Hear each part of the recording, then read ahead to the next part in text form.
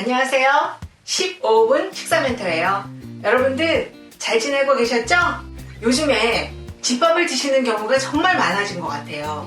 한 조사에 의하면 10명 중 8명이 집에서 식사를 만들어서 드신다고 하네요. 열심히 만드셨는데 영양소가 솔솔 새어나간다면 정말 억울하겠죠? 그래서 오늘은 원재료가 가진 영양소를 충분히 활용할 수 있는 영양을 업시키는 조리법에 대해서 알아보도록 하겠습니다.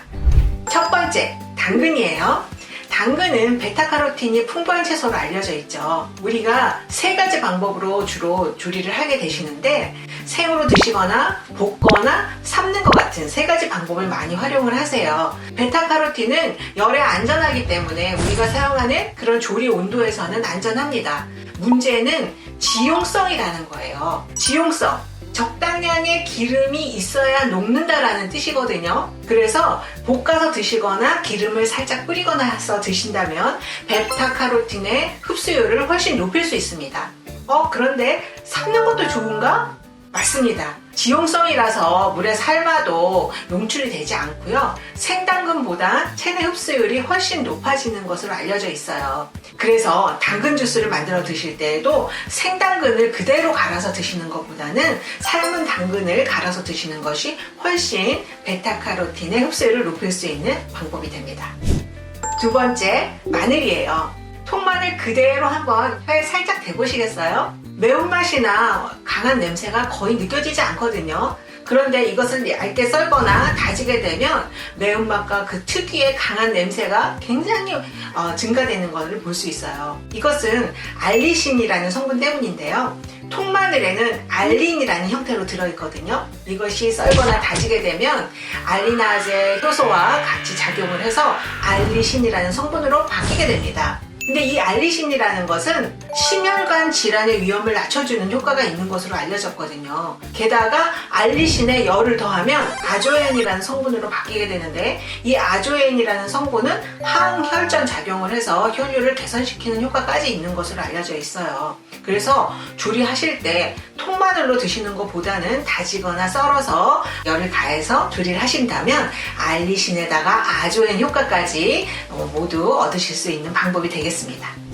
세 번째, 브로콜리예요. 여러분, 브로콜리 삶을 때 어떻게 삶으세요? 큰 냄비에 물을 넉넉히 붓고 뚜껑을 열고 그렇게 삶지는 않으세요? 자, 연구에 의하면 소량의 물에 뚜껑을 닫고 삶거나 아니면 찌는 방식으로 했을 때 브로콜리 안에 비타민C가 덜 파괴된다는 것이 알려졌어요. 게다가 브로콜리 안에 글루코시네이트라는 성분이 있는데 이것은 항암 기능을 하는 그러한 성분이에요. 이것은 뜨거운 온도라든가 물에 약한 걸로 알려져 있기 때문에 오래 데치면 제 기능을 발휘를 못하겠죠. 저도 습관적으로 편리하게 하려고 물을 넉넉히 넣고 뚜껑도 안 닫고 그렇게 브로콜리를 삶았는데 앞으로는 주의해야 되겠어요.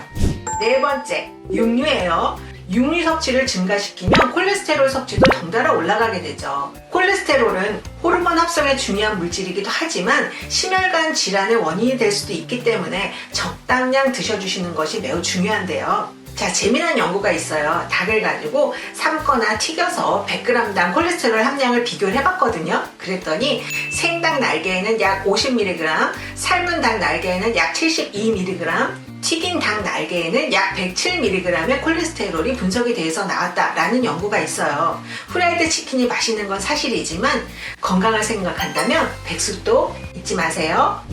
다섯 번째, 계란이에요. 계란 노른자리에는 비타민 B7, 일명 비오틴이라고 하는 성분이 들어있거든요. 이것은 피부라든가 모발 건강에 관여하는 영양소인데요. 반면에 익히지 않은 계란 흰자위에는 또 아비딘이라고 하는 성분이 들어있어요. 근데 이 아비딘이라는 것은 재미있게도 노른자위에 들어있는 비오틴의 흡수를 억제하는 것으로 알려져 있습니다. 그렇기 때문에 생알을 그대로 드시는 것보다는 흰자위를 잘 다 익혀서 드시게 되면 흰자위에 들어있는 이 아비딘이 응고돼서 불활성화됩니다.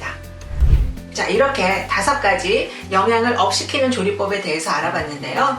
저도 그냥 편리하니까 습관적으로 조리를 했던 것 같아요. 자, 앞으로는 이 영양을 업시키는 조리법을 잘 살려서 조리를 해야 되겠습니다. 여러분도 잘 살려서 집에서 맛있는 집밥 많이 해서 드세요. 자, 다음 시간에는 더욱 유익한 정보로 찾아뵙겠습니다. 안녕.